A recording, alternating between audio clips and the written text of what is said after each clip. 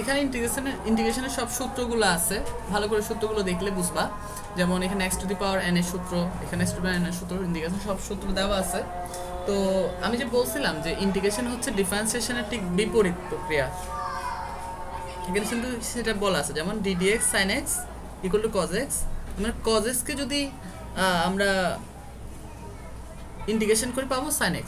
আবার খেয়াল করে দেখো ddx ln x মানে 1/x, তাহলে আমি 1/x কে ইন্টিগ্রেশন করলে আবার পাবো ln x প্লাস c।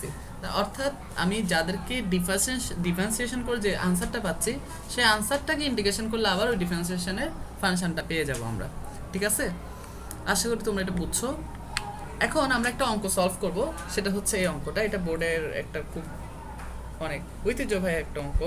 এই অঙ্ক যদি আমরা করতে চাই তাহলে আমরা লিখবো sec square x cosec x square x dx।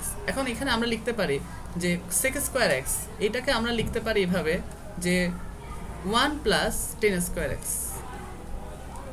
আর এটাকে লেখা যায় cosec স্কয়ার x dx।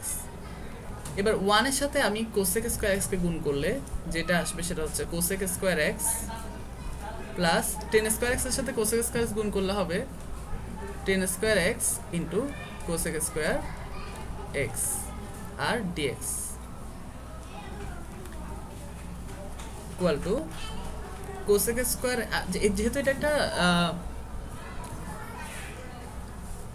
এখানে আমরা যেহেতু ইন্টিগ্রেশনের মধ্যে লিনিয়ারিটি দেখা যায়, লিনিয়ারিটি দেখা গেলে আমরা এদেরকে আলাদা আলাদাভাবে লিখতে পারি। আমরা আলাদাভাবে লিখতে পারি cosec square x dx plus tan square x cosec square x dx। cosec square x dx plus x tan square x কে লেখা যায় sin square x divided by cos square x, আর এটাকে লেখা যায় 1 বাই sin x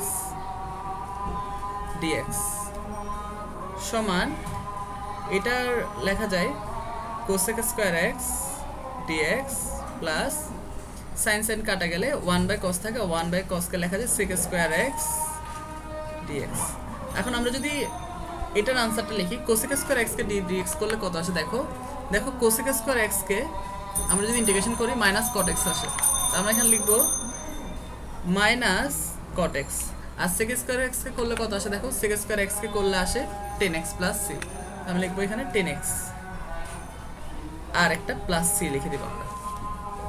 আশা করি অঙ্কটা তোমরা বুঝছো।